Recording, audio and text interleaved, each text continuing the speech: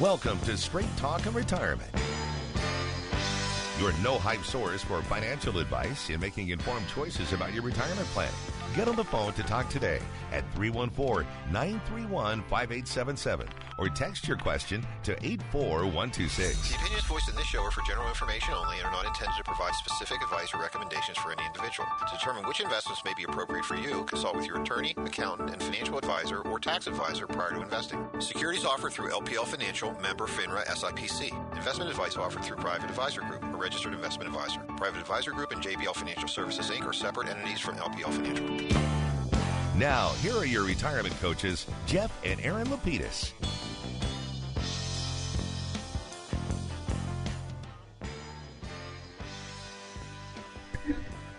St. Louis's favorite financial call-in show.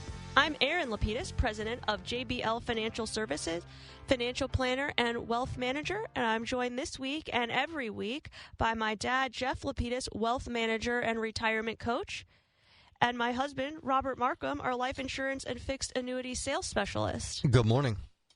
Good morning, babe. Good morning. We help our clients make smart choices about their money. The way we do that is by designing a game plan, a written step-by-step strategy, a real game plan with several goals in mind.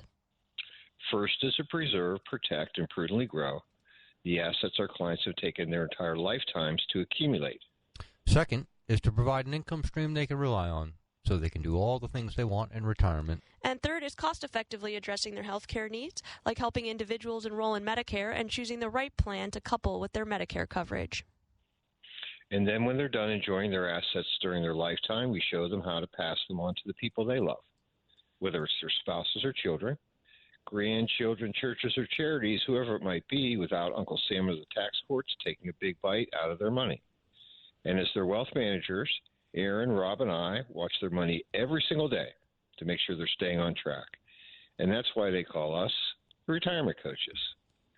Gang, again, good morning, and welcome to everybody out in Radio Land. Thanks so much for taking your time and tuning into our 2-hour weekly extravaganza. We call it the Coach's Corner. We have a lot of things on our mind, but what's more important is what's on yours. So don't forget, we're live and local. We'd love to hear from you, 314-931-5877 or 84126 from the text line. But there are also lots of ways that you can keep in touch with us during the week. That's right. You can log onto our website, jblfinancial.com. You can click on the Contact Us button, request a coaching session, medical, financial, or both. Or if you're specifically looking for Medicare open enrollment, that's another place that you can easily request a coaching session. Or you can click on the pop-up boxes that appear on almost every page of the website to sign up for our monthly newsletter. We call it the Coach's Corner, and we are in the very last Saturday of September. We are, and we have some great articles in the September 2025 newsletter we're sure that you'll enjoy. The first one being Boomer Home Ownership and Retirement. Freddie Mac conducted a survey in 2024 taking a look at the relationship between Boomer home ownership and their thoughts on retirement, and some of their findings are kind of interesting. 68% of homeowners are confident in their ability to have a comfortable retirement, whereas only 42% of boomers who rent have that same feeling. And one other statistic I found rather amusing was 40% of women would consider moving in with their adult children, whereas only 25% of men would consider doing the same. That's funny. I was just looking at that one. The other one I was looking at was 75% of homeowners who plan to leave the home or proceeds for the sale of their home to their children or other family members. I was just wondering how many of that 75% that are receiving the home actually want it. You know, the funny thing about that one is, I see a lot of boomers taking heat online, like, oh, they're all going to do reverse mortgages, their kids won't get anything, but then you see a statistic like that, and your faith in humanity is restored. That's okay, honey. You can also have the faith that there's a 100% chance that I'm not moving in with you. 100% chance? We'd love to have you. Yeah, we would take you. We have space. Yeah, you'll go out and get another cat and get rid of me in an hour or so. I understand. We'll get rid of the cat before we get rid of you. Oh, my gosh. What a kind soul he is. There you go. And our next article, life insurance might help during turbulent economic times. Life insurance is a versatile financial tool that can provide huge benefits at every stage of life, whether it's protecting against an untimely death, replacing income, paying taxes, or equalizing an estate. Life insurance is an essential tool that is quite useful in a variety of circumstances. And, last week we had a great topic touching on some of those versatile ways it can be used in an estate equalization topic that we hope to get to this week. Unfortunately, we were so inundated with your calls and texts that we just didn't get to it. Hopefully today we'll be able to touch on that one. And our next article, how has the Secure 2.0 Act affected 401k plans? We've really beaten the brakes off this one. We've talked about the emergency access, whether you need a hardship withdrawal of up to $1,000. That's now penalty-free. Natural disasters, if you're in a FEMA-declared natural disaster zone, you can get up to $22,000 for disaster-related expenses. Victims of domestic violence, we've talked about the super catch-ups. If you're between 60 and 63, you can now sock away an additional $3,750, so that's awesome. But the one we didn't talk about yet was the Roth match. For those of you participating in a Roth 401k, your employer's match was made on a pre-tax basis. Now it will be made on a post-tax level, so that is a nice feature, I believe. And our last article, 3 ways to help build financial resiliency. Great article. We've certainly touched on fortifying that foundation by having an emergency fund. We've talked about maintaining that emergency fund. Also, having a budget, understanding what's coming in, what's going out. And lastly, anticipating future challenges, whether it's a vacation, a kitchen remodel, maybe it's a new car. There's always something just beyond the horizon, and the longer you can plan, the better you can be prepared for those things that do come up. Absolutely. Thank you. Had a little bit of a brain fart on that one.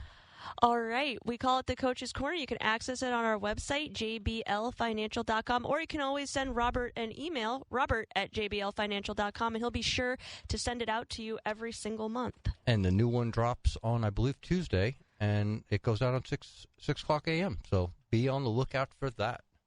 And we've got our first text question of the morning. And our texter writes, at 62, can I access my employer 401k penalty-free if I suffer a job loss? The answer to that one's pretty easy, which is you only need to be 59 and a half to have tax-free access to your 401k. But penalty-free access. Penalty-free, right. But the issue here maybe is that if you are actively still at work, you probably can't withdraw money from your 401k plan. Right. So as the texter wrote, since you're 62 and you have suffered a job loss, then yes, you do have access to that former employer's 401k plan. You either have direct access, meaning you can call the 401k company and ask for withdrawals, or you could initiate a rollover into a self-directed IRA and begin taking withdrawals there. There are taxes to pay, but there are no penalties as you're over 59 and a half. Very good. Good question. Again, our text line is open. We'd love to hear from you, 84126, or give us a call, 314-931-5877. As a reminder, all of our clients are folks like you. They're our listeners. They're 55 and older. They would like to retire, or they're already retired, and our job is pretty fun. Help create a game plan for you so you can have a financially fun and hopefully financially successful retirement. That's right. While we're waiting for more texts and calls, so please keep them coming, why don't we talk a little bit about Joe and Sally? Let's. Joe and Sally, both 67, are looking to retire together in the spring of 2026. They have accumulated $3.4 million in retirement plan assets, $240,000 in savings, and an additional $360,000 in investments. They have no primary mortgage, but they do owe $200,000 on their lake property and $75,000 on a tri-tune boat. What is a tri-tune boat? It's something that has 3 tunes. Right. It's a pontoon boat that has three barrels under it, so it has 3. Oh my gosh, we're going to get so many angry texts for my nonsense. The education of Robert continues. They have 2 married children and 4 grandchildren, ages 2 through 11, that live in St. Louis. So they got the whole family right here. Yes, that's nice. Nice. It's wonderful. And they've obviously been terrific savers and investors, as many of our clients are. And they're one of their primary questions was, you talk about it a lot on the air, but are we rock stars? Well, we're going to take a few moments, I think, here. Rob, let's unpack this a little bit, and let's figure out if they can be rock stars or not. Absolutely. They have an after-tax monthly income goal of $10,000. Now, we know we have to add taxes back in, so that's going to leave us with a monthly goal of $12,000. Luckily for them, both their Social Securities combined are $6,000, so their monthly shortage is $6,000. We scale that up over the full year, and that's a $72,000 annual shortage. All right, right. So that means that their portfolio is going to be responsible for replacing about $72,000 a year to meet that $10,000 or that $12,000 a month income goal. Go ahead, babe. Okay, so basically, if we have a lump sum of capital throwing off about 4% annually, we need about $1.8 million in order to meet that $72,000 income goal. So $1.8 million of their $3.4 million is going to be specifically dedicated to income purposes. But we know that Joe and Sally have some additional capital needs pretty immediately within the next few years. Yeah, they do. The first one being they're going to have a kitchen remodel, and they've estimated that cost to be about $60,000. There is a replacement vehicle on the horizon in 2027, and they have that one budgeted at about $40,000. We might have to adjust that as the time gets closer. I was just thinking, I was like, yeah, that's a nice, wishes and fishes. Well, they didn't say if it was brand new. Maybe they might be looking at the gently used market. But it is a good placeholder. And obviously, when we are planning with clients and prospective clients, it's good to have a jumping off point because that at least gives us the opportunity to begin the plan. But none of these things are written in stone. So we do have the opportunity to make adjustments, course corrections over time, so to speak. Absolutely.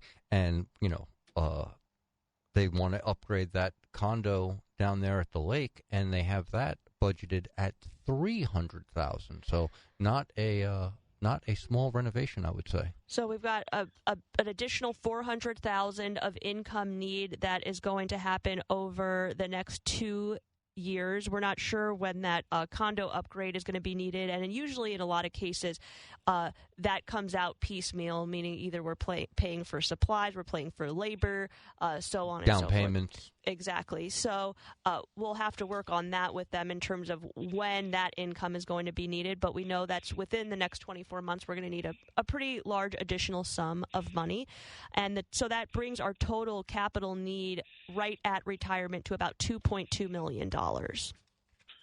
Yeah, and so what we like to also do is kind of divide this $4 million into really 4 buckets. $300,000, they've told us they really want to dedicate to being their vault. The amount of money they want to cash flow, they want to keep aside for emergencies and other things. So that means that we've got about $60,000 to go from their original savings because they've got about $240,000 in savings at the moment. Exactly, and obviously that could come in a couple of different ways. We could cash flow that to them. They may also be able to look and go, okay, we've got $360,000 of other investment assets. We're going to allocate $60 to that vault. From a milk money point of view, we know that they need $1.8 million of capital to generate at 4%, generating at $72,000 a month or per year. The fund money, as I like to call it, for their projects, $400,000. And so at the end, they really have about $1.5 million for growth, which is great. So we believe they'll be able to have the cash flow they need to have the lifestyle that they want, be able to deal with the projects that they have today over the next couple of years. feeling secure about having that vault. And generally, our next question is, how important is it to you to have some of this income, the $6,000 a month, reasonably independent of stock market risk, i.e. being more safe and secure? And we know that Joe and Sally don't currently have a pension. So the concept here is, would they like us to, for some portion of this, create what we like to think of as a personal pension plan for them, an income stream that both of them will outlive. And so therefore it would follow what percentage of that 6,000 would they feel like they would like to have participating in that way. And that's always good to know, because then what we can then do is restructure their assets back to meet those goals. But we also have a few other questions that we always take a look at, and we want to discuss during these coaching sessions, right? Absolutely. The next one being, has anyone in your family been affected by long-term care expenses? Right. So Joe and Sally are in an excellent position in terms of their assets, and we would say that they have the ability to self-fund any long-term care expenses. However, we are seeing more and more individuals having to assist their parents, not only with potentially long-term care expenses, but utilizing any long-term care insurance policies or other assets that they have available to meet long-term care needs. So we know that that can be top of mind for many people, or it's something that they haven't yet thought of, and maybe we want to bring to their attention. The nice thing about Joe and Sally is they have options, in the sense that they could self-fund if they'd like, or we can build in additional protection for them at the level that they would like to continue to secure their current assets, not have them spent. They won't spend down in the sense of a Medicaid spend down, but they could see some depletion of their assets if one or both of them are in need of long-term care. You know, I had this conversation yesterday with one of our clients during a coaching session who indicated that their mom had been recently diagnosed with dementia, and that she was going to be going towards a memory care facility. And the one thing that I tried to stress on them as much as I could, and they weren't very dissimilar in terms of their asset size with Joe and Sally in our example, is that the income flows that they're going to be receiving today while they're alive and healthy aren't going to change. They're still going to be getting that $6,000 a month from their Social Security benefits. They still should be able to receive the $6,000 a month that we're sending them in terms of income benefits. And we also know that they have about $1.5 million that's there for growth. So can we create that additional income stream needed to cover the costs of of care, whether it's institutional or at-home care, for a chronically ill spouse? In this particular case, the answer was yes. It would be certainly the same with Joe and Sally. But my question to them was, you have homeowners insurance, correct? They said, well, of course we do. But you don't have a mortgage, do you? No. So why do you have homeowners insurance? Well, it's a security blanket. We don't plan on burning the house down, et cetera. We also don't plan on one of the many tornadoes flying through the area, et cetera. We're doing it for protection. We know the probability is low, but we think it makes sense to do that. So I said, that's fine. You're really very similarly in the same position right now in terms of long-term care expenses. We certainly, if you want to fund some income flow to cover this outflow, we can certainly do it, but we don't need to fund, as an example, $10,000 a month for benefit, because we know we have these other inflows. Let's take a look at maybe something that would be a smaller amount, as an example, $100 a day, $3,000 a month, as a security blanket. Okay, it'll be a blanket, but maybe it doesn't have an electronic heater on.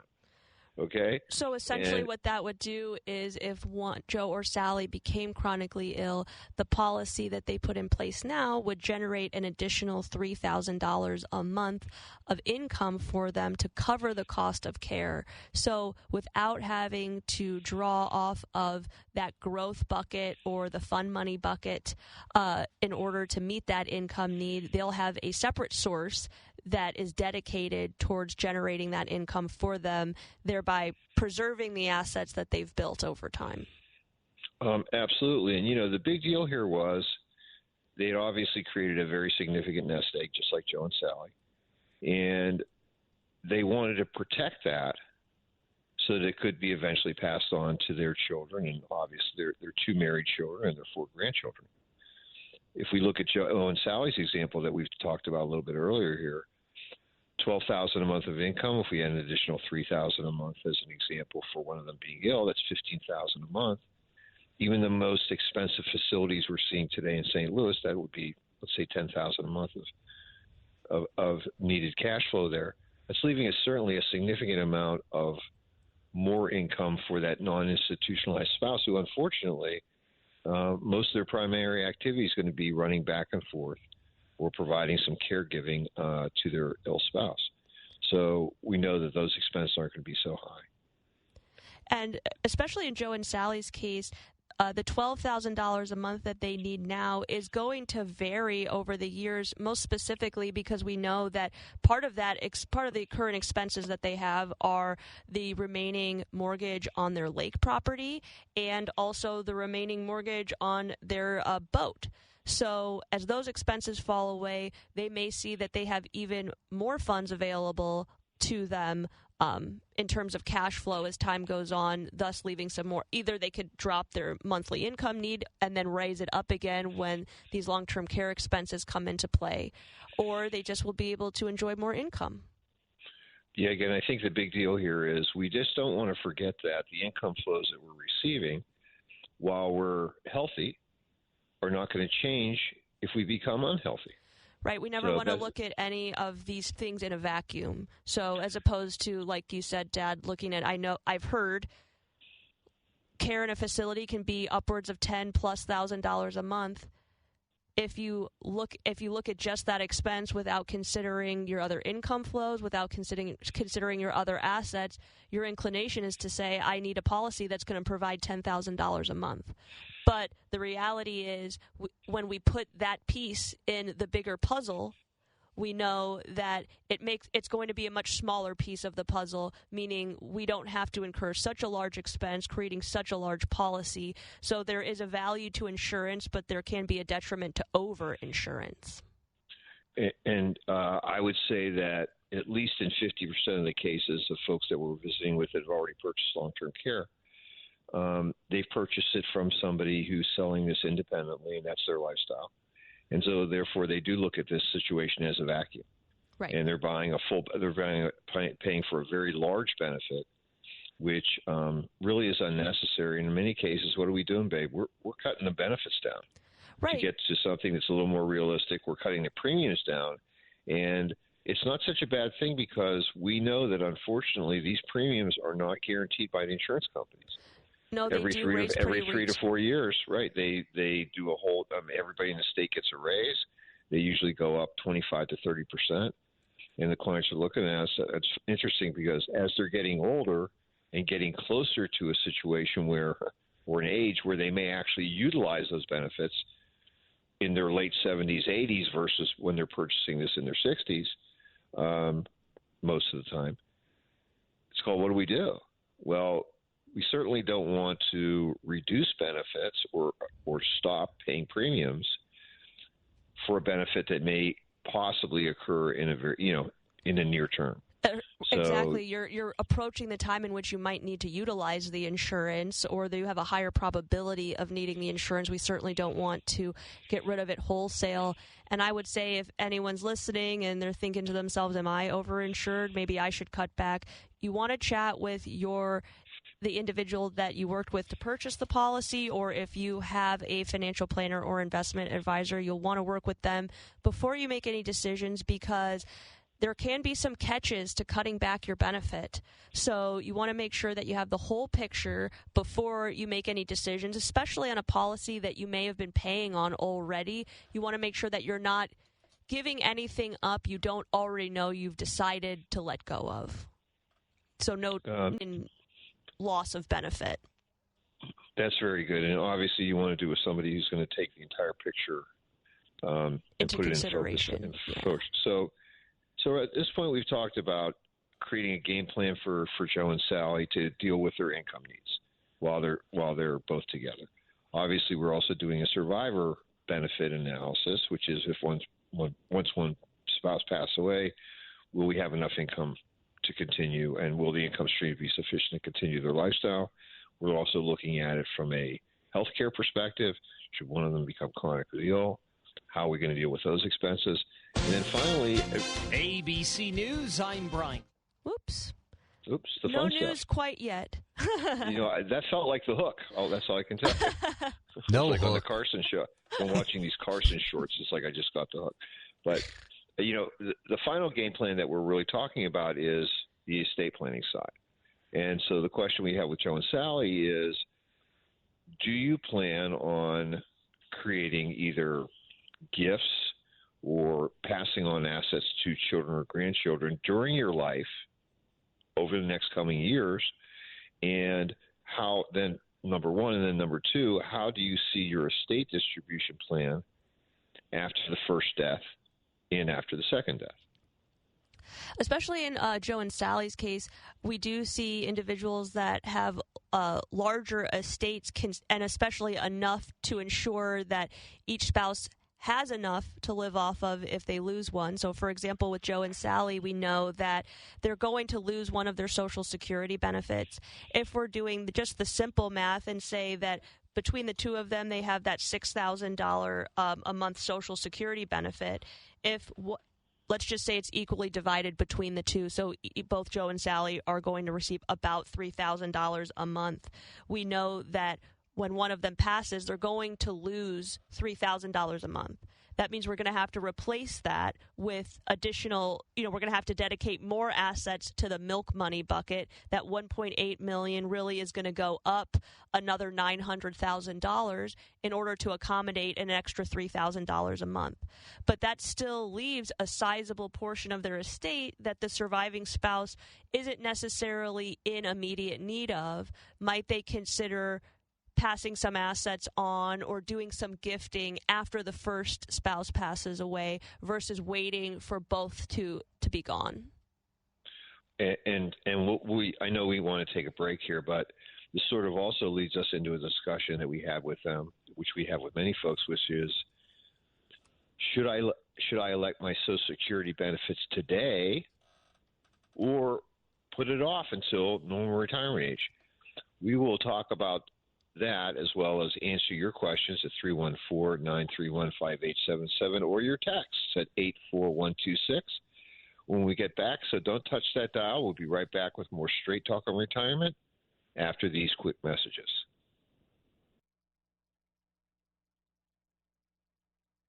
Want to buy it. This is Mike Robinson with Robank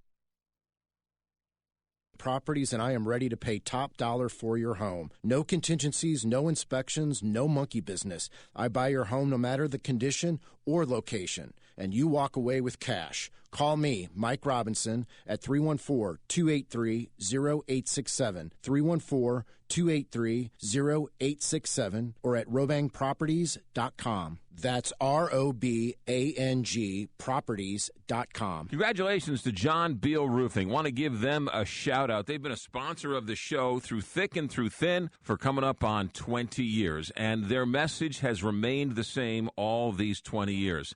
Make sure you call someone local. With all the storms that have been in the area over the last couple of months, it's been busy, and a lot of out-of-towners are coming in. They sure are nice, but you know what? They'll take half your money, and you never see them again. Somebody from the insurance industry told me, make sure you call local. I told them I was well-schooled. John Beal Roofing will guarantee you the best price.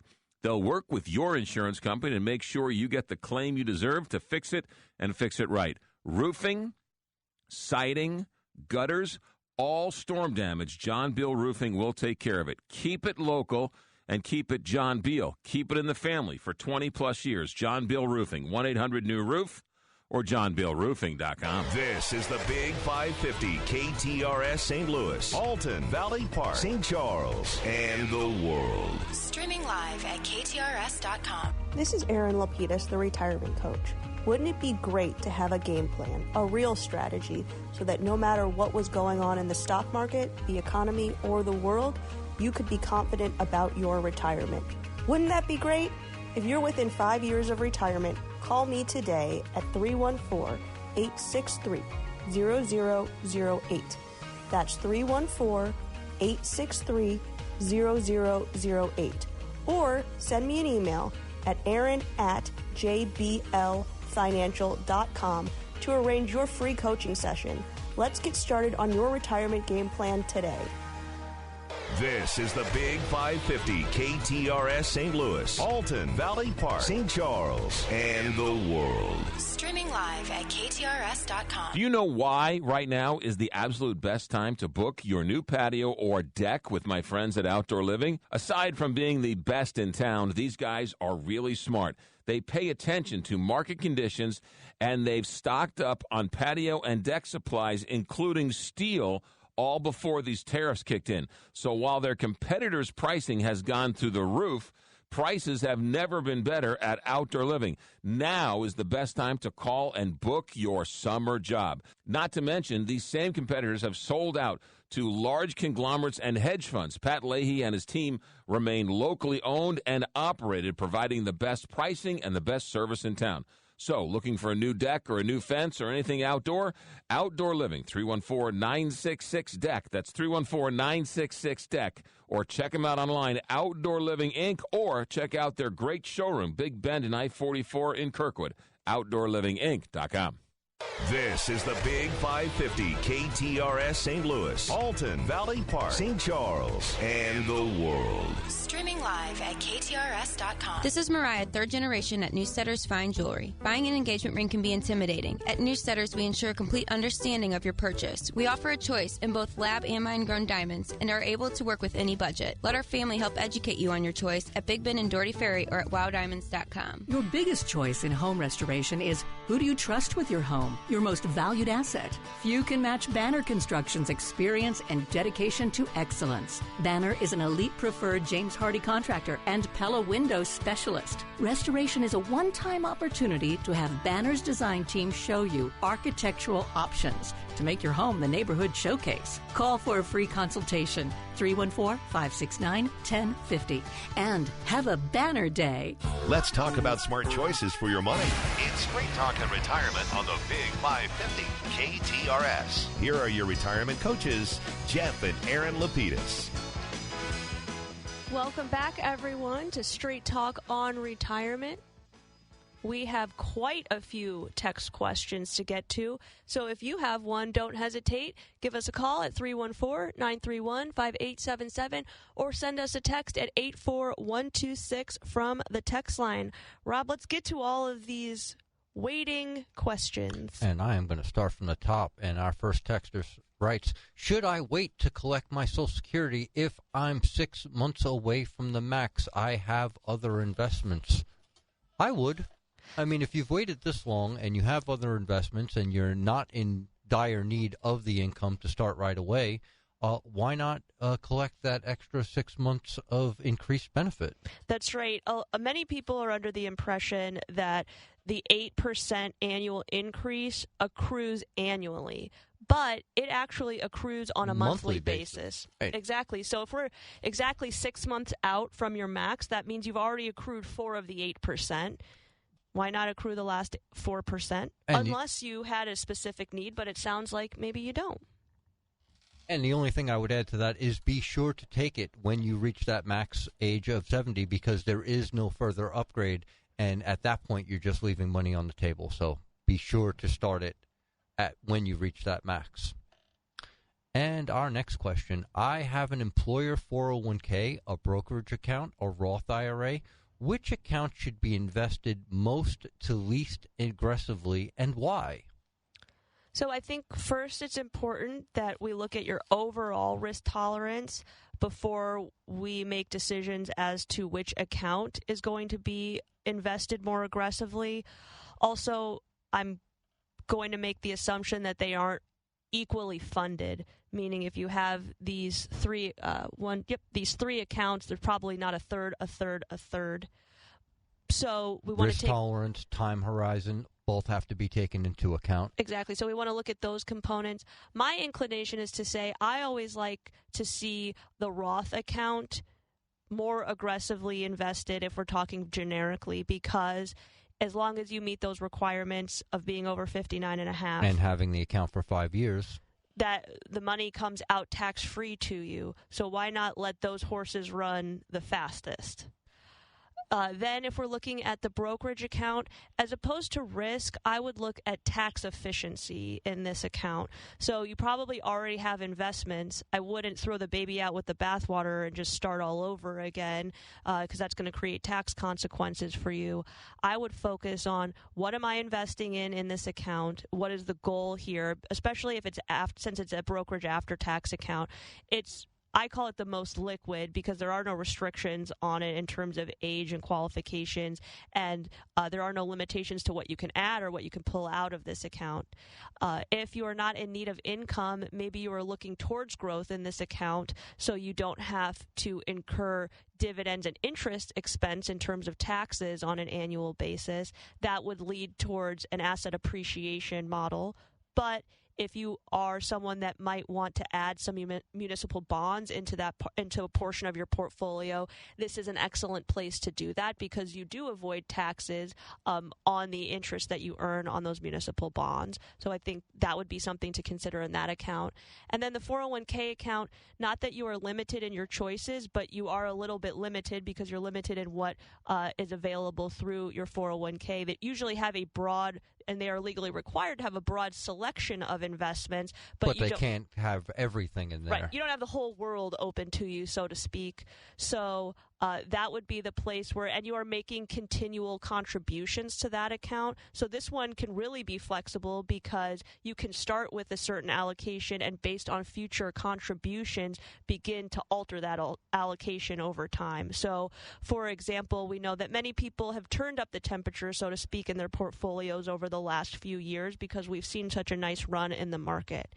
Maybe you're saying, I want to leave what I have already invested, but I feel like maybe we're not at the peak forever, but maybe we're reaching a peak in the market for a short or a medium term. Maybe you start to add more fixed income positions into the portfolio, and the way you do that is by changing your future contributions and leaving your current contributions the way that they have already been set. And a great thing to keep in mind is as you rebalance in your 401k, if you rebalance, there are no tax consequences to make changes, as there would be in your brokerage account. If you decided to, as my wife said, throw the baby out with the bathwater, you could be creating a taxable event for yourself that you may not be happy with. Dad, did you have anything to add to that one? No, you guys did a fabulous job in terms of hitting all the high points there. And again, I would say that this is really a very appropriate opportunity for our texter to sit down if he or she does have a financial advisor. This is a great conversation to have, and certainly working together with him or her, you're going to get a lot of benefit. If you're not using a financial advisor, guess what? It might be time to get a second opinion. Not a bad deal. That's right. And our next texter writes, does the IRMA look back for 2 years start on January 1st or when your taxes are filed? And then there was a follow-up already to that one, so why don't you jump up there to that? And as a follow-up, he says, maybe the better question is, if I had IRMA reversed and my wife wanted to go on Medicare, would she automatically be excluded from IRMA because they filed jointly. So this is a great question. If you already were, there is a 2-year look back on the income-related Medicare adjustment, just like there's a 2-year look back on your Medicare Part B premium. But because you have already been excluded or you filed your exception, so your income has adjusted, they are still going to do the 2-year look back on your joint tax return to determine what your wife's premium is going to be or what the income-related Medicare adjustment will be. But you can file the same appeal, and they will alleviate that adjustment as long as your adjustment has been made as well. So you'll still want to file the form, but you should be able to have it reversed. And if our texter wasn't aware, the joint tax threshold is $212,000. Right, that's on the Medicare Part B. Do you have the the Part D, the IRMA one? It's 212 as well, according to what I'm looking at. Okay. All right. So it looks like it's going to be equal for the... I didn't realize that they had leveled those out, so that's good to know. All right. And our next texter writes, after paying taxes from an RMD, can I place the remaining monies in my Roth IRA? I will be 73 in December. Love it.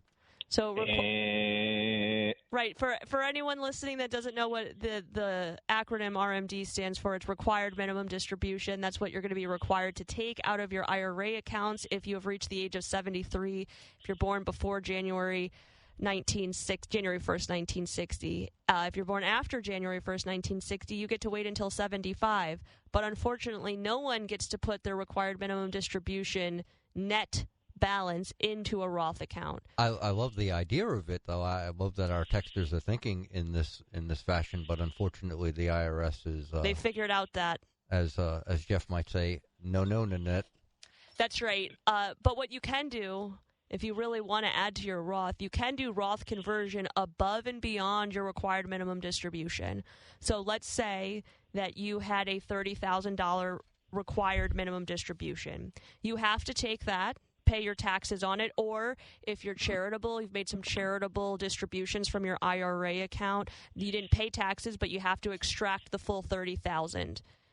Then you can make a separate conversion above the $30,000 into the Roth account, also paying taxes on that. I can't see you, Dad, but I can see you rolling your eyes. You might have fallen off the chair.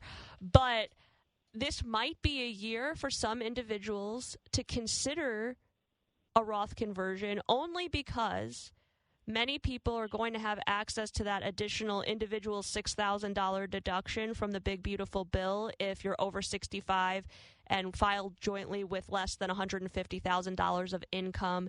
You know, you do need to be careful because that is modified adjusted gross income, so all of your Social Security is counted towards that number. You'll want to make sure that you've worked with a tax professional before you make any final decisions. But you have a little extra room this year, so if it's something that you want to do over the next 3 years, you have more space, so it might be something to consider. Could be something that makes sense. Exactly. Or alternatively, instead of being patriotic and paying extra taxes to Uncle Sam, you could just take this money and put it into a after-tax account. You might think of it as a brokerage or an investment advisory account. Invest it in something that is growth-oriented, giving you a benefit there, and hopefully something that would not generate a lot of income in terms of either short-term, long-term capital gains or interest or dividends. And the beauty of that is that, like a Roth, at your death, the value of those assets will step up to fair market value. Any gain is wiped out, and your heirs would receive that income tax-free, just like they would a Roth, but also not have any type of restrictions, like having to take it out within a 10-year period. Or in your particular case, if you didn't have a Roth and you were establishing one for the first time, you would have to leave that money there for 5 years, so that if you did withdraw it during that period, the interest would be taxable to you. It wouldn't be tax-free. So sometimes it's better to do it the simple way, which is... That is a good point. It won't create any additional... Right. If you are already considering moving that money into Roth, it sounds like you aren't in need of it for income or for any other expense purposes at the moment. So why not dedicate it to an after-tax account and then just be mindful of the type of investment that you're using so you don't create additional taxes, but then also you don't have to do an additional distribution to create more taxes. Not a bad idea at all. Right. And our next texter writes, my 6-year-old granddaughter was awarded a large sum of money from a lawsuit to be put in a trust fund for her until she turns 18. Can you explain how a trust works? Can it gain interest in the next 12 years? And is the trust taxed? The answer to that question is yes. Yes, it can gain interest. In general, if you have control of the asset inside of the trust, it can also be invested based on what you believe your granddaughter or what her parents believe that she'll need over the next several years. It may be if there are some medical expenses due to the award that she'll need to pull that money from on a monthly or annual basis, or if you are saving it for other goals for her after 18 years old. So based on your investment objectives, you can have it invested. But yes, there are taxes due on the trust based on if taxes are generated. So if there are dividends and interest, or if there are long or short-term capital gains based on sales inside of the trust in order to potentially generate that income need. The only thing I would add to that is that with all of this being in mind and the fact that your daughter is going to be able to have access to this money at the time for maturity, you certainly don't want to invest this in places that would create restrictions for her, like an annuity. Right. She's way too young. Way too young. Don't think about it. Great. Yeah, so you might want to meet with a few people to discuss options. Also, make sure that just like if you were working with an investment professional for your own income needs, you might want to meet with an investment professional for her future income needs, and kind of knowing what their credentials are, if they're just a life insurance, if they're just an insurance agent, or if they have the ability to utilize other tools like other investments products. Very good. And we've got a caller on the line. Good morning, Michael. You there, Mike?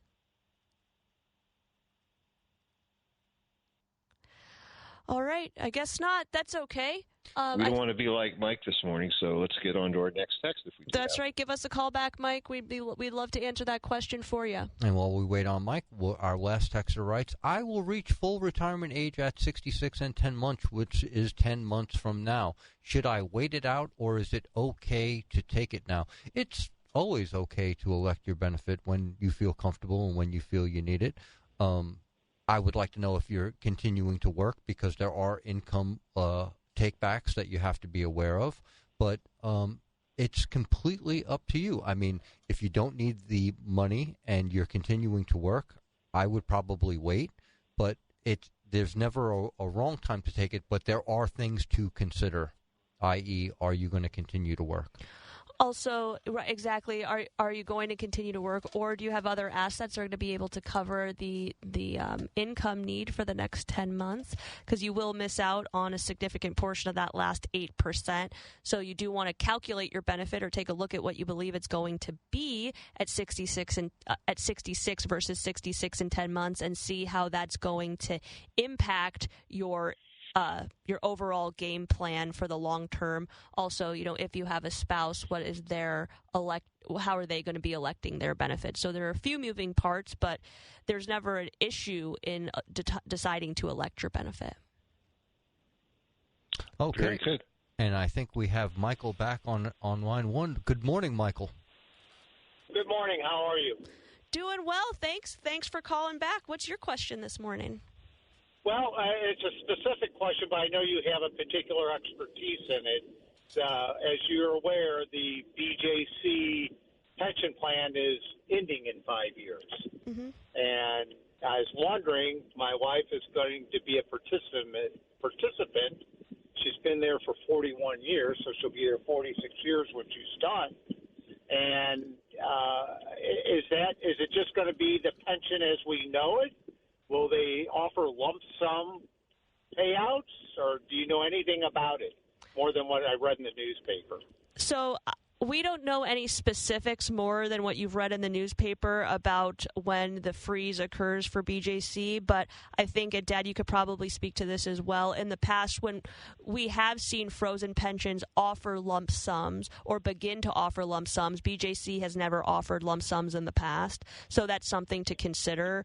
But when the pension does freeze, when your wife does decide to elect, sounds like 5 years from now, whatever options are available to her, as they make their decisions, BJC, they will add those options and make them available to her. So maybe in the next few years, you don't see a lump sum option available, but in the next few, it's possible, or even a few years after the pension's frozen, maybe if your wife works a few years after that for whatever reason, doesn't mean she won't have access to what some of the potential options down the line will be. Okay, so in general, this is a very non-specific question, but if you're offered a lump sum, is it advisable to take it or to not take it, or is it taxable, or... So we'll answer the easiest part of that question first, which is if you elect the lump sum, what happens is you get to roll that into an IRA account just like your wife's 403B through BJC. So that so in the moment of the election, it is not taxable. Then as you begin to make distributions, obviously they would be taxable.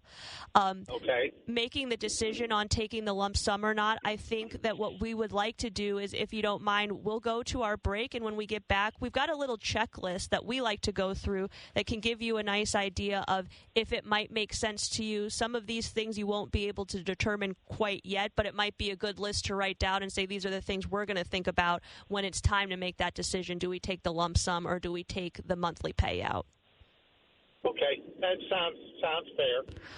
Anyway, thank you for taking the question. And as always, see you in a few years. When we retire is when you get invited. So there you go. We appreciate it, Mike. Keep on listening because we're going to answer that question for you after these messages.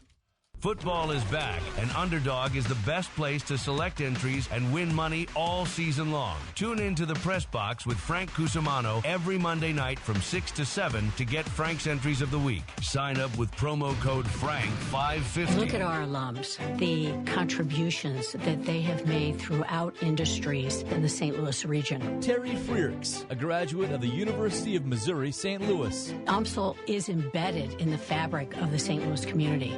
We're hands-on, and when our students graduate, they are definitely career ready, but maybe more importantly, they're career confident. More is what moves us. Find your more at more.umsl.edu. I'm Reed Millard, president of Lupton Millard Chapel of St. Louis.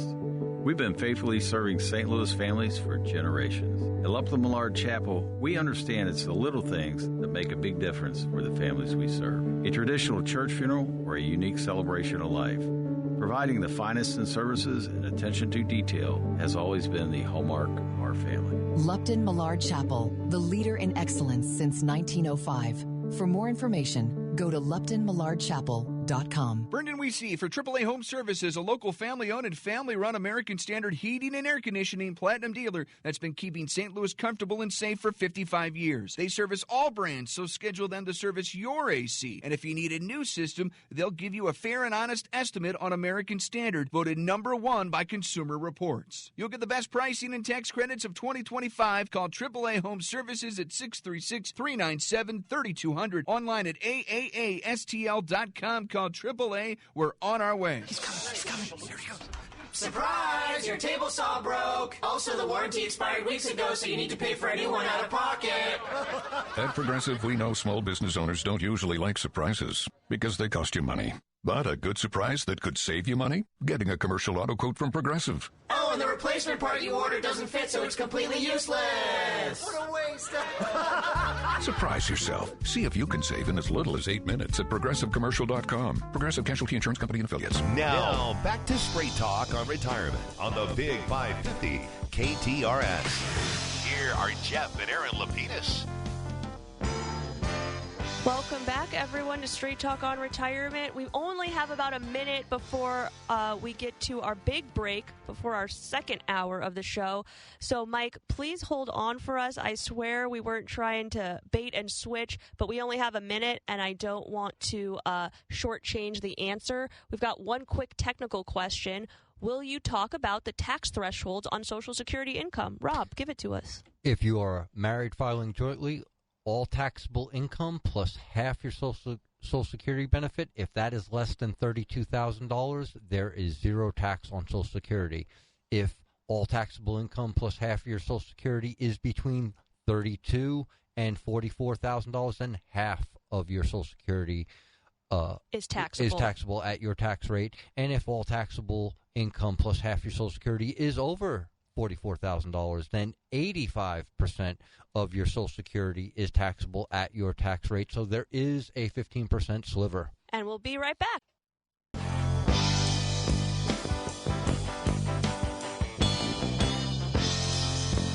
Welcome to Straight Talk and Retirement.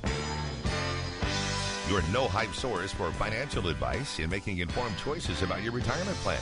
Get on the phone to talk today at 314-931-5877 or text your question to 84126. The opinions voiced in this show are for general information only and are not intended to provide specific advice or recommendations for any individual. To determine which investments may be appropriate for you, consult with your attorney, accountant, and financial advisor or tax advisor prior to investing. Securities offered through LPL Financial, member FINRA SIPC. Investment advice offered through Private Advisor Group, a registered investment advisor. Private Advisor Group and JBL Financial Services, Inc. are separate entities from LPL Financial. Now, here are your retirement coaches, Jeff and Erin Lapidus. Welcome back, everyone, to Straight Talk on Retirement, hour number 2. If you are a frequent listener, we usually kick the second hour of the show off with our smart choices about your healthcare segment. But instead, we are going to go back to Michael.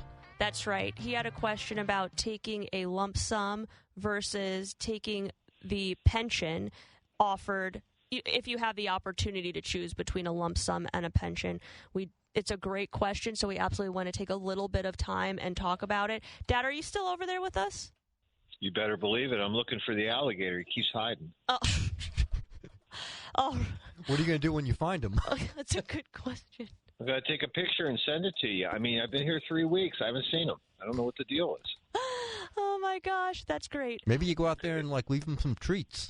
Right. I'm kidding. No, we don't want frequent stop buyers at this point. But I'd like to add something before you start, honey. Sure. And that is, I think that one of the questions that Michael had, and certainly that he didn't bring out, but a lot of folks have, is that when a company announces that they're stopping the plan,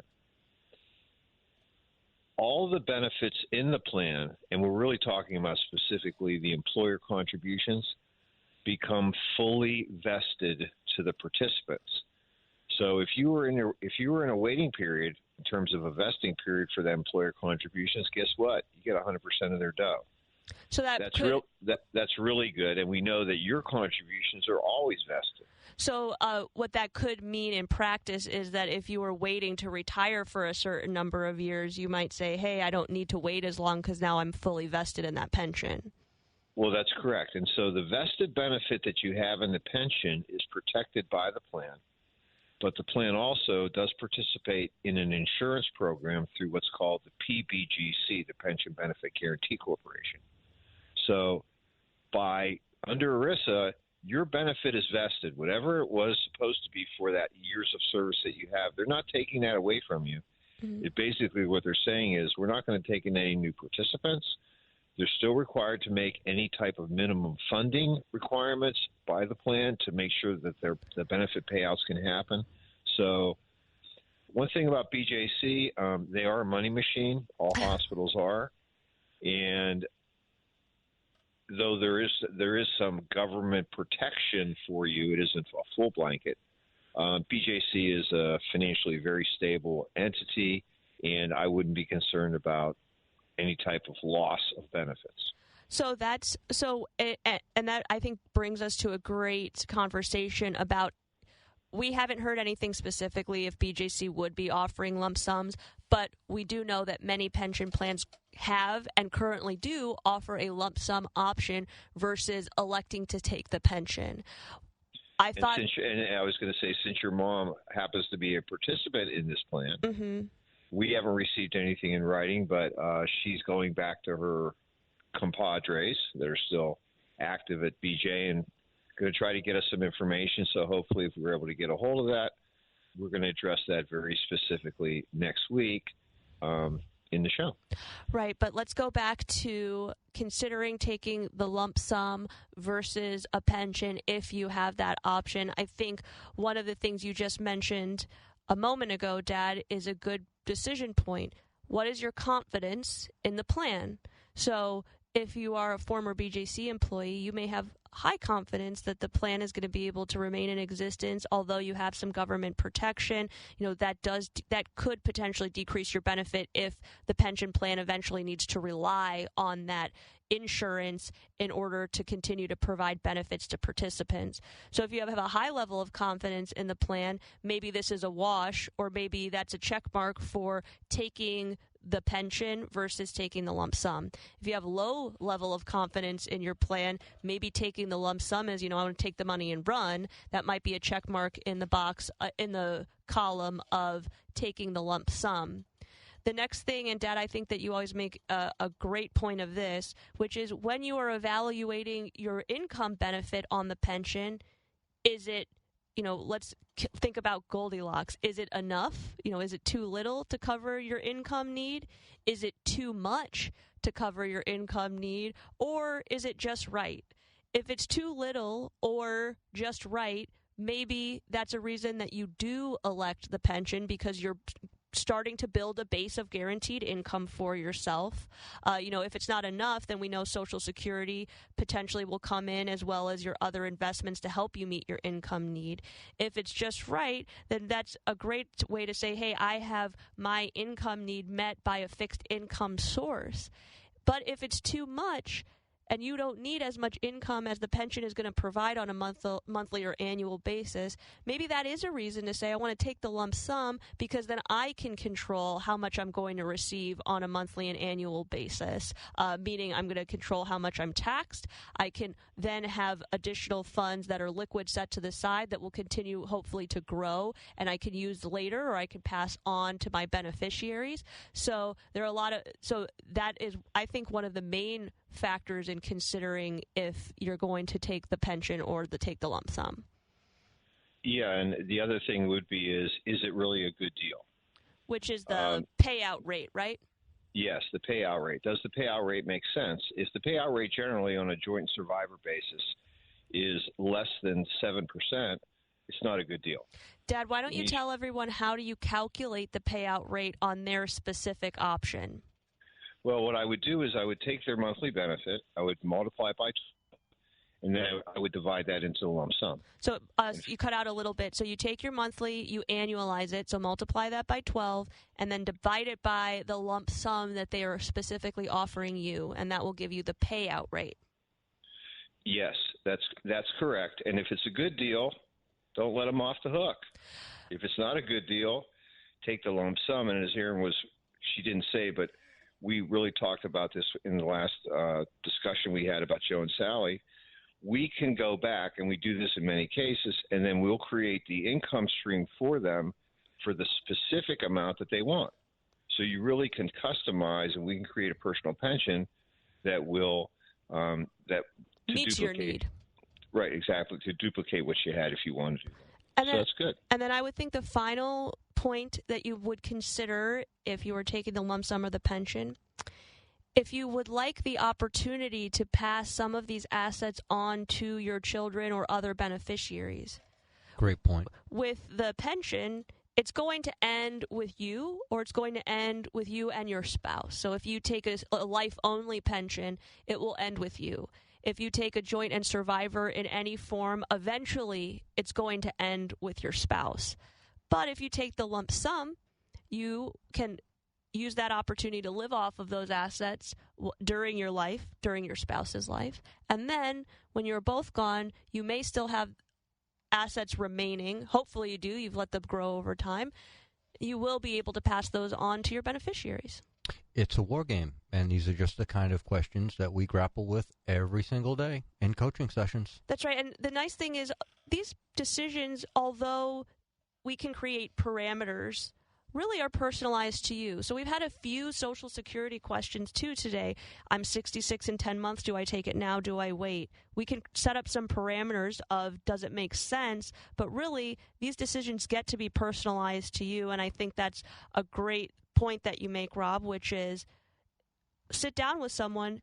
Let's put your personal math on the board. Let's have a conversation about your comfort level with generating your own income, your comfort level with the decisions that you have available, and then we can tailor those decisions to meet what your needs are going to be now and hopefully in the future. Yeah, absolutely. It's one thing to discuss these things on a surface level, but to really get granular in your personal detail will give you a greater roadmap for what you should do and when you should do it. I also think it's going to build a lot of confidence because truly you could go online and take a look and say, what would it mean if I took my Social Security now or later? You'll get a few answers, but they're not going to be tailored to you.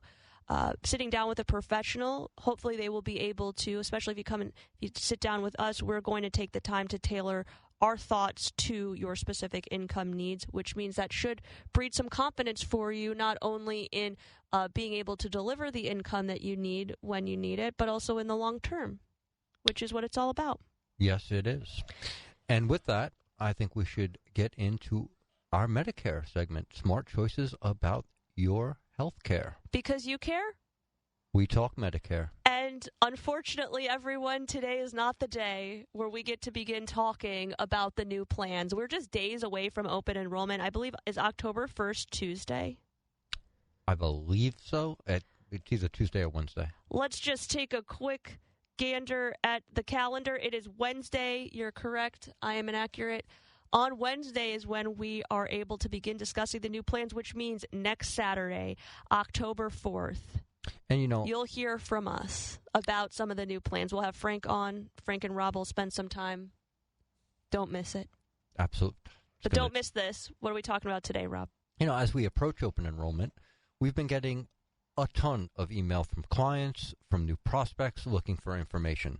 And with open enrollment starting next week, I think it would be a good time to clarify the rules for changing plans.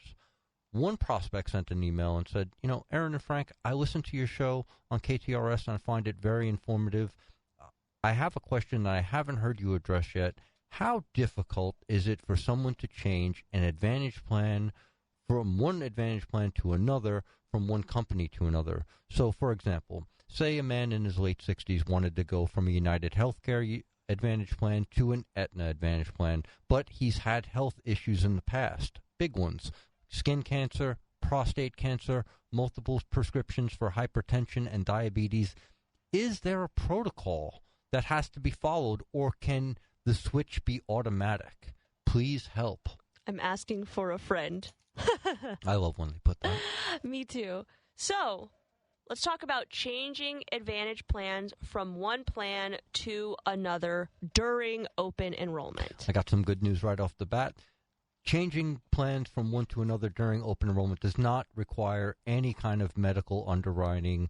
There are no health, physical, age restrictions, or screening processes to switch Advantage plans. Basically what that means is, just like you said, it's automatic. You submit the application between October 15th and December 7th. You get to automatically be enrolled in the new plan for January 1st. Absolutely. Yeah, and you can switch from HMO to HMO, PPO to PPO, HMO to PPO, or PPO to HMO. There are no restrictions. That's right. The only qualifications are that you must live in the service area in which the plan you are attempting to elect is offered.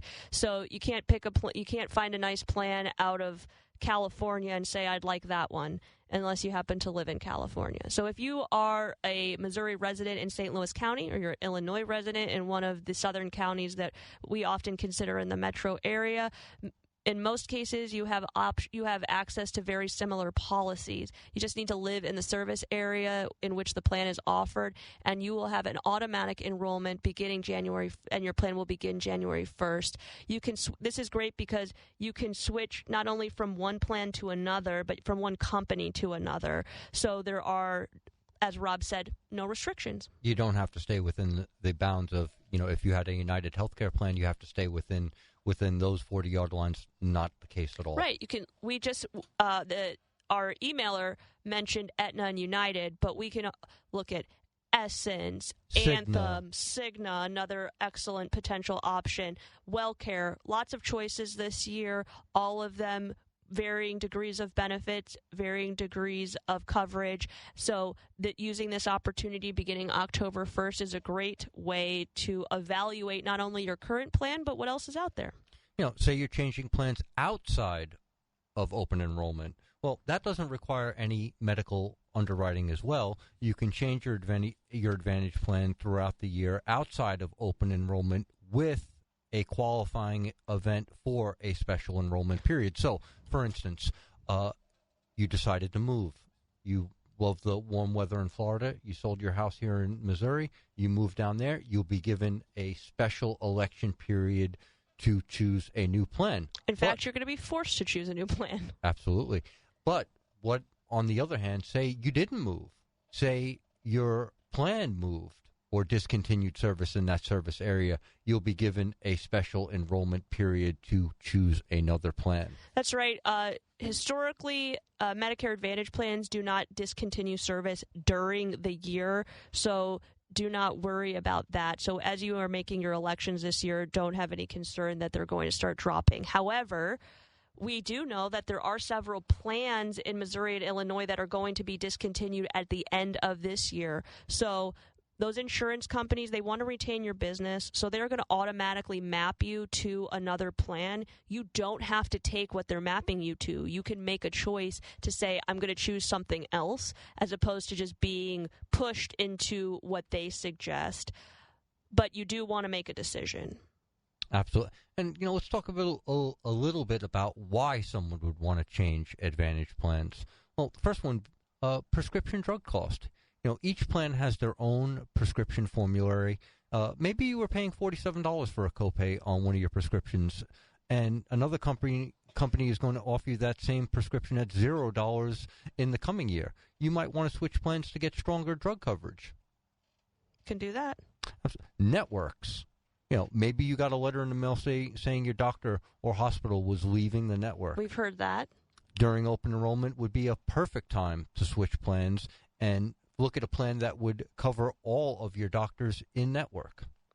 Another excellent reason to make a switch. These are all reasons, hopefully, that you were using to evaluate which plan you selected initially. So not only do you want to evaluate this on an annual basis just to make sure everything is good, but we have already heard of a lot of companies or, network changes. So sometimes we're able to announce those things and people could be clued in. Other times we've got a few doctors or hospitals switching from plans or leaving plans, which means you do want to evaluate that on an annual basis. Maximum out-of-pockets. Great reason to put eyes on another plan. Sometimes it's about the bottom dollar for people, and maybe your current plan has a maximum out-of-pocket of, say, $3,800. And there's a new plan that covers all your needs, your drugs, your doctors, at only $2,400. That would be a great savings for you, potentially, if you were to hit that max out-of-pocket. Right. So that could be another potential reason on why you would switch plans. Then the last reason, and we use this last because we consider it last. It's never a reason to base your entire coverage on, but the extra benefits may be very important to you. And I know last year I was inundated with a lot of emails saying, hey, Rob, who has the best dental coverage this year? Because I know I'm going to run into a lot of dental bills that I've been putting off, and I'd really like to, kind of navigate that in a cost-effective way. And so I'm not as concerned as about everything else. That is a primary concern. Perfectly reasonable, but it's never we always want to work your medical coverage from what you're taking and who you're seeing. Now, there may be cases where the extra benefits are the thumb on the scale for what we choose, but it's never a primary motivator. Why don't we get to some of these excellent text questions that have been piling up? And our next texter writes, hey, the other day in the mail, I got a federal government Medicare book, and I noticed in looking at it that the out-of-pocket cost for an individual in Missouri was one number, and far in other areas of Missouri, but state Kansas City was a different number. Why is that? So the question is, in looking at the Medicare booklet, you can see that in Missouri, all across Missouri, the maximum out-of-pockets are similar. versus if we look at Kansas City, but in the state of Kansas. The reason that these vary is because they are different service areas. The insurance companies get to make the determination based on what the government allows them to set their maximum out of pockets at and what they would like to in terms of marketing. So they have to stay within certain parameters of their maximum out of pocket, but they do have some ability to manipulate them. Those maximum out of pockets are based on cost of living in each state. So Kansas and Missouri have different cost of living, which can impact what that maximum out of pocket can be. But then also each insurance company gets to make decisions using federal guidelines to determine what they want to set their benefits at. So some insurance companies, and we've all seen this across different lines of coverage, not just with Medicare, if insurance companies don't want participants on a certain plan anymore, they can alter the benefits to make it unattractive for you to stay on that policy. If an insurance company in the inverse is enticing individuals onto a policy, you can see them significantly improving their benefits because they'd like more enrollees. This can happen in a maximum out-of-pocket line, so in terms of that particular benefit, or just as we've seen in the past, the much more likely place that you see big variance is in the extra benefits because they have much more flexibility there to make benefit changes because those are controlled by the federal government through Medicare, through the Center for Medicare Services, but they have more leniency. So you can see different maximum out-of-pockets, even in different service areas in Missouri. I know specifically a lot of the national companies are trying to streamline things. So instead of having different maximum out-of-pockets across multiple service areas in one state, they are attempting to make, for example, all the maximum out-of-pockets for Missouri for an Aetna HMO the same. And then when they move to Kansas, although Kansas, straddles Missouri and Kansas City straddles Missouri and Kansas, when you cross that state line, they are considering Kansas its own service area, and they're going to set the benefits based on Kansas cost of living and then the parameters that CMS sets out and then what the insurance company would like to do. And I would just say that the St. Louis metro area has some of the most competitive rates for Advantage plans that I've seen anywhere in the country. My dad lives back east, and I constantly have to put eyes on things for him. And it's just, it's a totally different universe. We have a great, we didn't even hit this, and it's almost exactly about our current topic. It's almost as if he was ripped from the headlines. Ripped from the headlines. And our next texter writes, if you change plans within open enrollment, would you pay more than a person who was with the plan all along? Do they take your age into consideration? No. Age is never taken into consideration when you are looking at Medicare Advantage plans or stand-alone prescription drug plans. You do have to put your date of birth on the application, but that is strictly to verify your identity. They cannot use your age. They cannot use your health history. They cannot use your gender in terms of determining premium. These are all standardized. So when you take a look, if you, like our other texter, if you look through that government Medicare book that you receive in the mail every year, or you jump online to cms.gov and you look at a specific Medicare Advantage plan and it says it has a $0 premium, that is true no matter what age or sex you are. As long as you live in the service area that plan is offered, you will be offered that plan at $0. That's the same as if there is a premium associated with it. Now, if you're considering a supplemental policy, those are not subject to open enrollment, which means you do not get guarantee issue when you want to switch a supplement, unless you're within that 1 year free look of a Medicare Advantage plan or you are joining Medicare for the first time.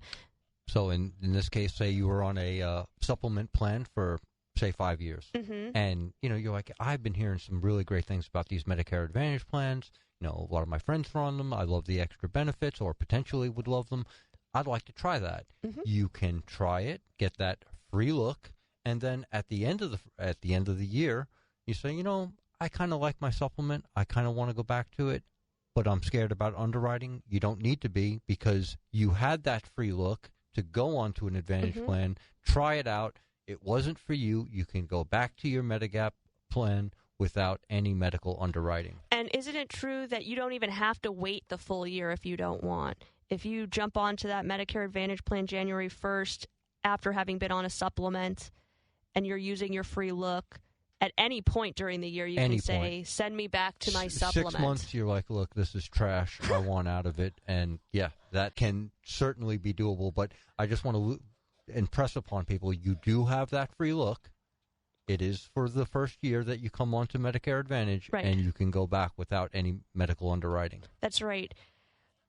But if you are looking to take a look at a supplemental policy, you've already been on Medicare Advantage for more than 1 year, your age, where you live, and your gender are all going to be factors in what the premium is going to be for you. And if you have exceeded the 1 year on Medicare Advantage, so you're not using a free look and we're going through medical underwriting, they can take a look at they can and will take a look at your medical history to determine if they will accept you and if they will increase the premium based on what your medical history says.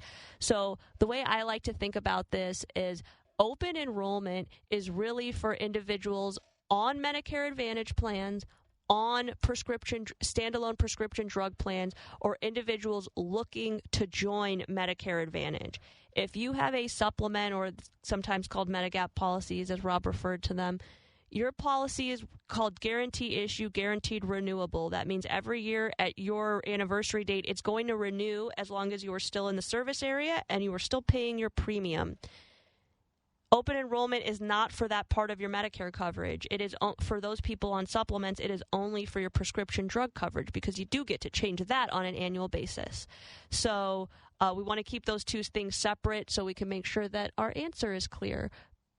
Absolutely. And just as an aside, with open enrollment beginning next week, I can't impress upon people the importance, if you would like to come into the office and like to have an extra set of eyes, or two or three, on your options on your options for the upcoming year. Please do not wait. Our schedule is rapidly filling up, and so if you don't want to get caught without a chair when the music stops, don't hesitate. Give our offices a call, 314-863-0008. Kelly will be more than happy to book that appointment for you. We'll send you out a short medical questionnaire. It's very straightforward. Basically, what are you taking? Who are you seeing? Get that back to us. That way, Frank, I, or Erin can prepare for your meeting, and it can go off without a hitch. But please don't wait, because there's only we've chained Frank to his desk. He already knows what's coming, but there's only so many hours in the day. And so many days of open enrollment. Exactly. We start our appointments for open enrollment on October 1st because that's when we're authorized to discuss what the new plans look like. But no one can enroll in a new plan until October 15th. So we still have a 2-week head start, but we only have until December 7th for everyone to make their decisions and for us to have those applications submitted on your behalf.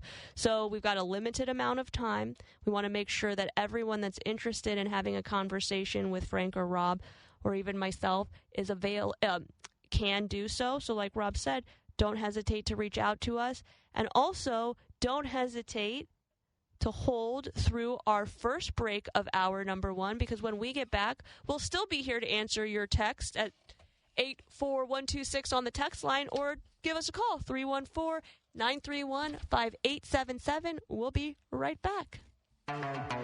I'm so excited. We're getting out of the studio and broadcasting live this Monday from Chocolate Company and Bissinger's new expanded factory and chocolate cafe. We'll tell you what's on the menu, what you'll see on the tour, and what's still to come. Or stop by and be one of the first people to check it out for yourself. That's this Monday from 3 to 6 at Bissinger's new Welcome Center and Chocolate Cafe.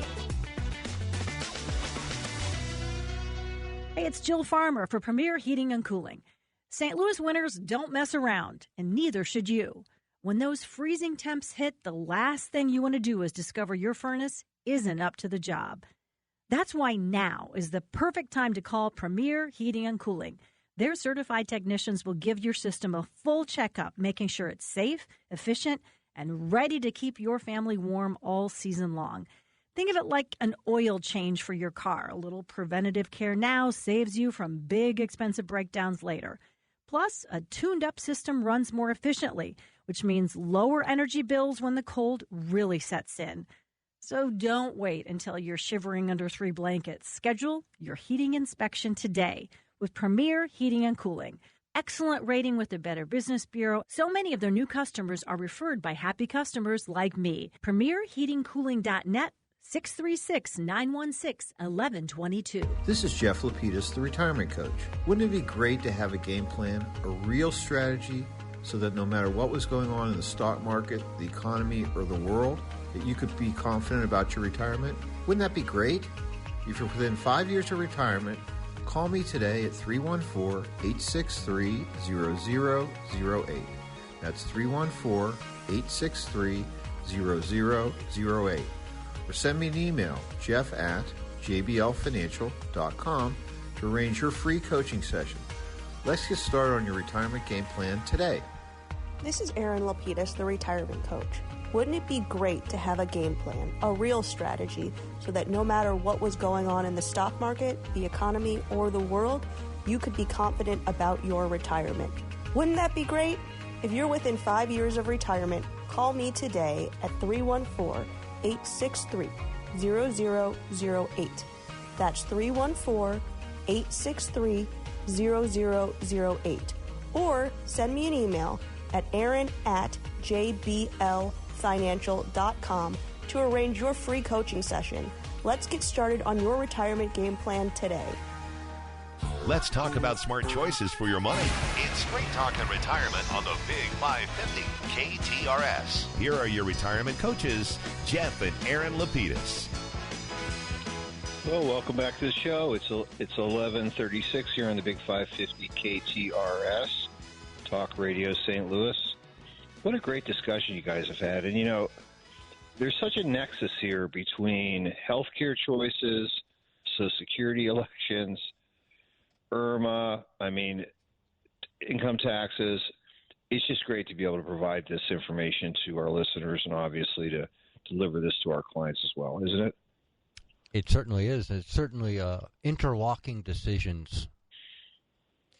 Yeah, and we've always felt like the more information that we can provide you, the better decision-making we can assist you in doing. So it's just great. And again, folks, our offices are open. We have the best coffee in town. We have free parking. Come visit us again. Give us a call, 314-863-0008. Take advantage of our in-house Medicare planning experts that we have. So thank you very much. Man, you're not kidding about the best coffee in town, and we have the best treats in town, too. And as I like to tell everyone, please take with both hands and take something for the road. That's right. Well, as I like to say, you paid for it, so please eat them. That's right. Dad, you haven't been around for a month, so we need a treat restock. Well, you know, I'm ready and roaring for action. That's all I can tell you. You know, I may even bring some stuff back from Florida. They have some goodies here that I just think folks that are in my age grouping are just going to go crazy for. I feel like mallow cups. Well, this is mallow cups are good. I mean, it's too hot here; they'll melt. Oh, but the best part is I like to buy the things that my wife or your mother will never buy for me. Right. We want to have fun. Retirement planning. Right. I like to say Medicare planning. These things are fun, and we want everyone to not only enjoy themselves, but who wants to eat a granola bar? No one. Let's have what? I mean, we've got some good treats on deck, like little cookies, Little Debbie snacky cake, some snack cakes, coffee cake, all kinds of candy. Yeah.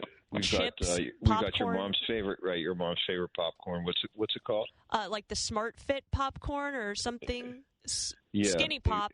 That's what I think it's called. Exactly. So if you're health minded, of course, we have some goodies for you too. But we even have Coke Zero. Oh, that's right. 0-calorie drinks, all kinds of options.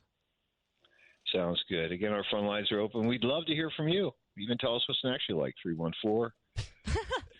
314-931-5877 or 84126 from the usually hot and heavy KTRS text line. Right now, I think that we've beaten the text line into compliance for the moment. So maybe we get into our next topic. We can certainly do that, or we can go back to talk about Joe and Sally and about whether they should elect their Social Security benefits today or wait for a couple of years. Dad, why don't you give us a recap of Joe and Sally, since that happened over an hour ago? Well, that's true, and I do have a few extra gray hairs since then. So, Joe and Sally are 67 at this particular moment. They obviously could put off their benefits if they wanted to, age 70. They've accumulated about $4 million of assets. Most of that is in retirement accounts, which is cool. Approximately $1.8 million of that. They have their benefits run about $6,000 a month between the two of them. We know that their income need is $12,000, so they're about $6,000 short. The question becomes, should they put off taking their benefits today or go until age 70? And I would certainly say that a couple of the factors that not only they have to deal with, but everyone who's considering this election has to consider is, one is health. Your spouse's and your health. If you're a person that's not in great health, then you might want to say, hey, I better take that because I may not be around too much to take it all the way to age 83 or 84, which is really sort of the break-even age if you don't elect immediately. Second issue is, will you consider working after your Social Security election? Now, in Joe and Sally's case, because they're 67 at this point, that isn't an issue for them. But if you're under your normal retirement age, we do know that there are Social Security takebacks between 62 and 67. It goes up by 3 times basically when you hit the year of your normal retirement age. And the other one, and maybe a very critical one, not for Joe and Sally, but for many folks, is what is the effect of the loss of that Social Security benefit when the first spouse passes away? And how much of that income do we need to replace it? And Dad, I think you mentioned all of the reasons why maybe you delay Social Security potentially. But right. One of the reasons in my mind, one of the reasons to consider taking Social Security is I think many people always look at what am I going to get by waiting, that 8% increase, what's the differential in my benefit over that time. Sometimes it can be significant, especially if you're looking between, 65 and 70 years old. So getting close to our normal retirement age and then waiting a few years after, that can be a substantial increase in benefit. However, I always want to look at it from what are we giving up? And we combine Joe and Sally's Social Security benefits to say it's about $6,000 a month. But if we just say one of their benefits is $3,000 a month to keep things easy, then if we wait for 3 years to take a $3,000 a month benefit, Joe and Sally will be giving up $108,000 over that 3-year period just to delay taking one benefit. So if we delayed both benefits combined, they would be giving up about $216,000. And then it becomes a math equation of how long do you have to draw that increased benefit just to get back to what you could have had had you taken it earlier. Right, and we know that break-even sits right around 12 to 13 years depending. So that's a pretty significant amount of time, just like you mentioned, Dad. Yes, and so since nobody knows how many years they have, it really comes down to how does it feel? Number one, in Joe and Sally's case, because of the significant amount of assets that they have, they really had the choice where they could wait. Or alternatively, you know what, if it feels good to get that benefit because you're cashing in the money that you put in during your lifetime early with Uncle Sam, then the answer is go and take it. So it's a big deal. But if they do decide to take, and I'm not necessarily dissuading them at this point, the biggest benefit is that only 85% of your Social Security benefit is subject to ordinary income tax, whereas 100% of your benefit that you withdraw as a distribution from an IRA is fully taxable. That's a biggie.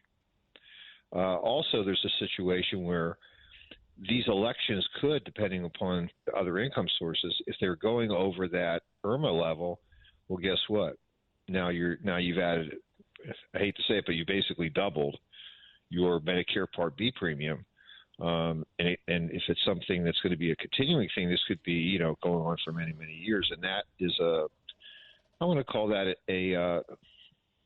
it's a tax. I mean, right. it's just, that's what it is. That's the nicest way to look at it. It's a tax because you're taking out, you're taking out less. So this is a war game between, do I take it? Do I fit the comfort level of taking it? What's the effect of taking IRA distributions? How is this going to affect the effective tax bracket? And am I going to be involved in IRMA? So all good things to do. No wrong answers, just answers. Just a lot of variables and a lot of moving parts. And again, no one size fits all. Absolutely. That's the best way to look at it, don't you think? I think so. And we just had a text come through the text line. It says, hello, I have a question about health savings accounts. How do I know if I qualify for one? How do I know if I have a high deductible health insurance plan? Thanks. Well, you are already on the right track. In order to have access to a health savings account or HSA, you need to be in a high deductible insurance policy. Now, the minimum deductible for 2026 is $3,400, but that doesn't tell us the whole story because you can have a higher deductible policy that is not HSA compatible. So what you want to do is give your insurance company a call and give them the plan that you're on and ask them if it is compatible with a health savings account. That is how you will know, because benefits can vary, and although the deductible may meet the threshold of the $3,400, the internal benefits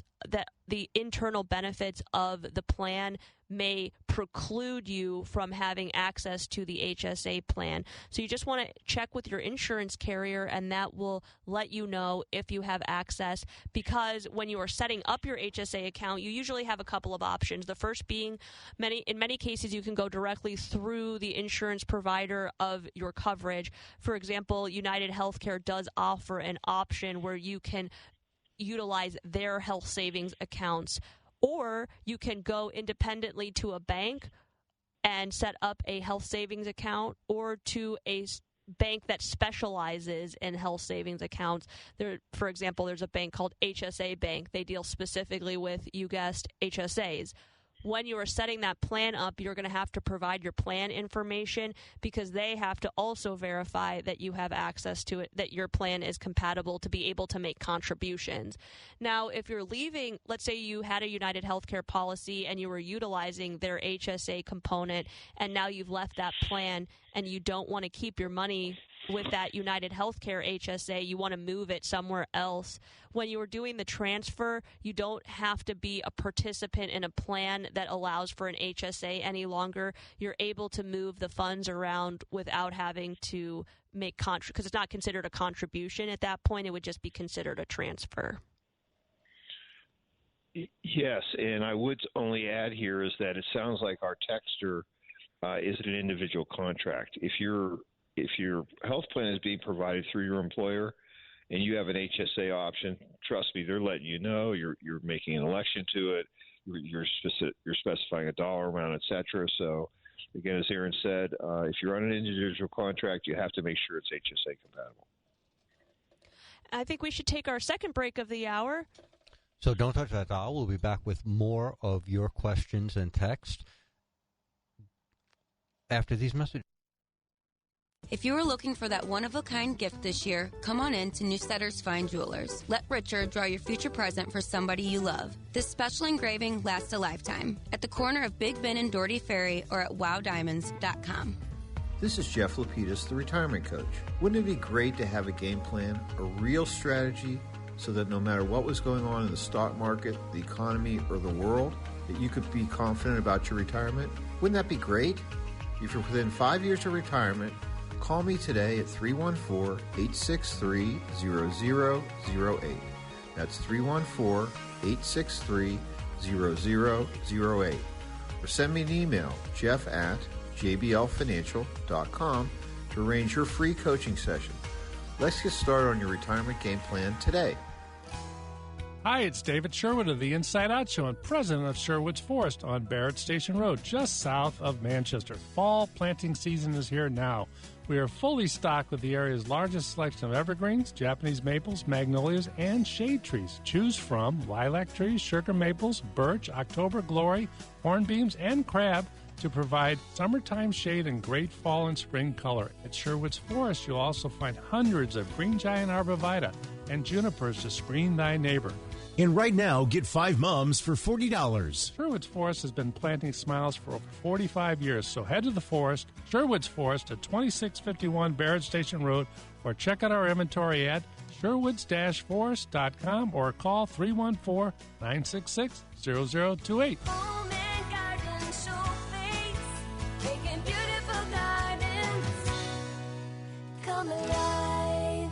Hey, it's Heidi, and I've only sold 2 houses, but I know how stressful it can be. I also know the team at Lauren Risley Realty makes the entire process as easy as possible. I watched Lauren work with friends and my parents, and I can say she is top-notch. She doesn't just know the market. She knows what to look for in a home, and that includes red flags. And through all of it, she is calm, cool, and kind. So if you're in the market to buy or sell a home, or if you just have a question, call Lauren Risley Realty, 314-775-0684, or go to LaurenRisleyRealty.com. Hi, everybody. This is Dr. Dan Lang. Join me every Sunday afternoon from 2 to 3 on the Big 550 for Animal Talk, where I talk about everything regarding dogs, cats, and other domestic animals. Topics include nutrition, training, medical checkups, special guests show up now and then, and of course, I'll answer your questions. So join me every Sunday afternoon from 2 to 3 for Animal Talk on the Big 550 KTRS, the Animal Talk of St. Louis. Now, back to Straight Talk on Retirement on the Big 550 KTRS. Here are Jeff and Erin Lapidus. Well, welcome back to the show. We're in our last 10 minutes or so. We're here to answer your calls as well as your texts at 314-931-5877 or 84126 from the text line. And we've got a great text already on deck. And texter writes, my wife has silver scripts, and the price has practically doubled from $40 to $90. Are there better options? So unfortunately, I cannot answer that specifically for you at this moment because I can't talk about the new plans until October 1st. And also, we don't know what specific prescriptions your wife is currently on. However, this happens frequently with prescription drug plans.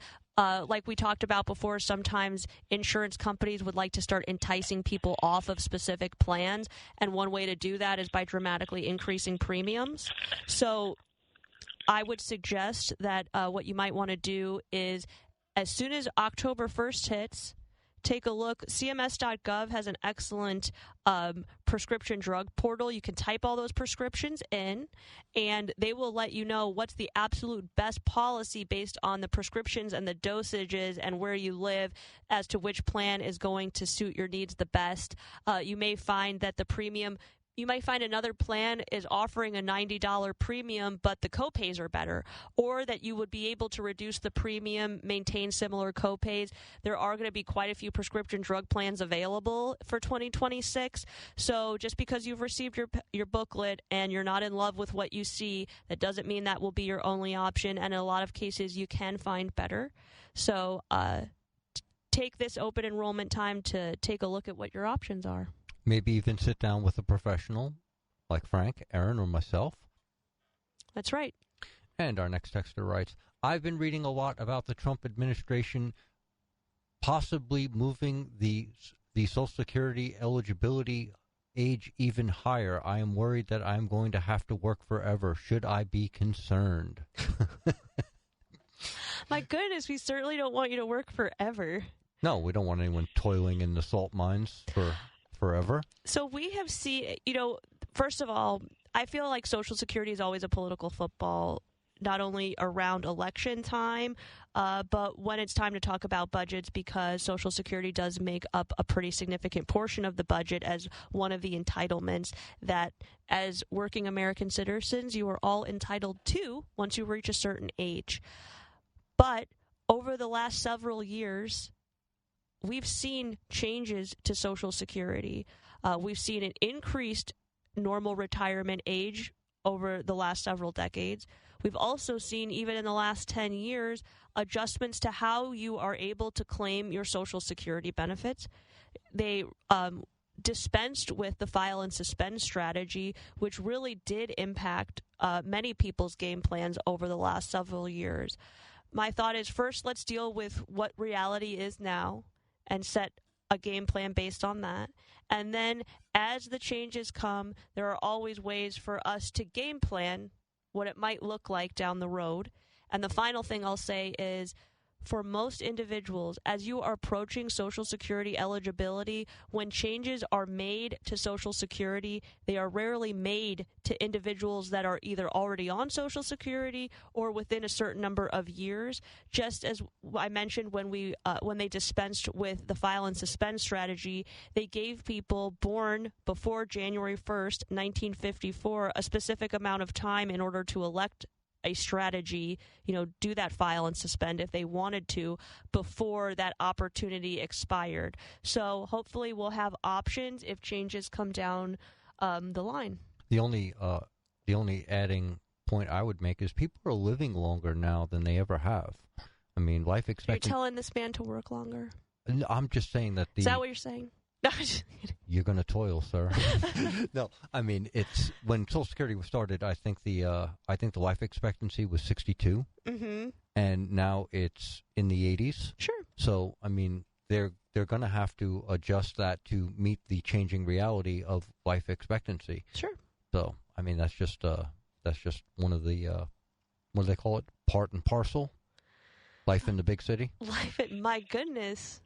I would add two things here. The first one is, if you're concerned about your benefit not being as great as you think it might be when you are at your current normal retirement age, stuff more money into your retirement accounts.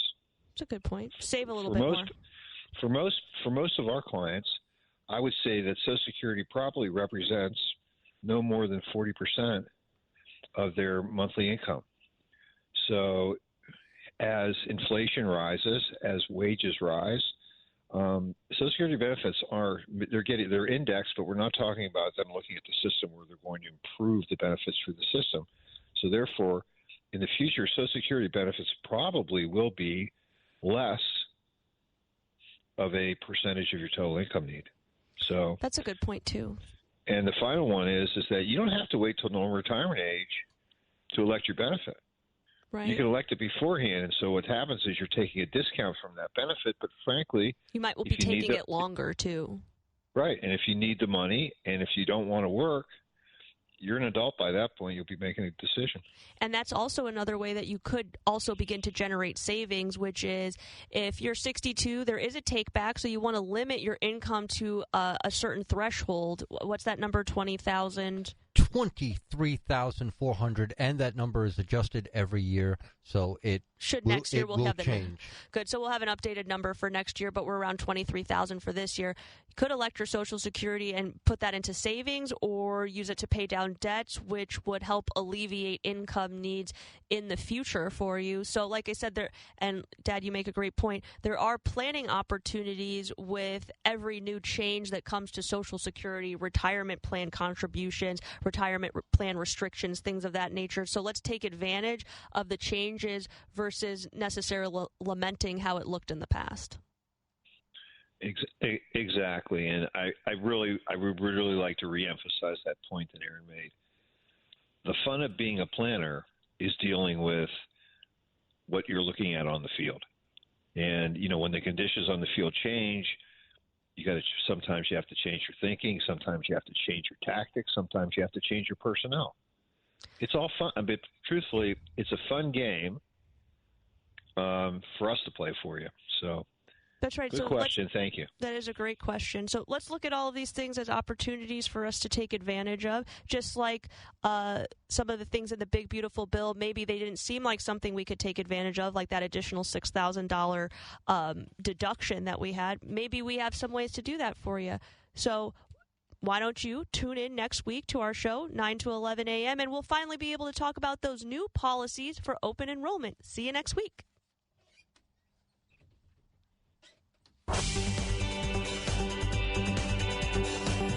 opinions voiced in this show are for general information only and are not intended to provide specific advice or recommendations for any individual. To determine which investments may be appropriate for you, consult with your attorney, accountant, and financial advisor or tax advisor prior to investing. Securities offered through LPL Financial, member FINRA SIPC. Investment advice offered through Private Advisor Group, a registered investment advisor. Private Advisor Group and JBL Financial Services, Inc. are separate entities from LPL Financial. Be listening next week at 9 for more Straight Talk on Retirement with your retirement coaches, Jeff and Erin Lapidus, on the Big 550 KTRS.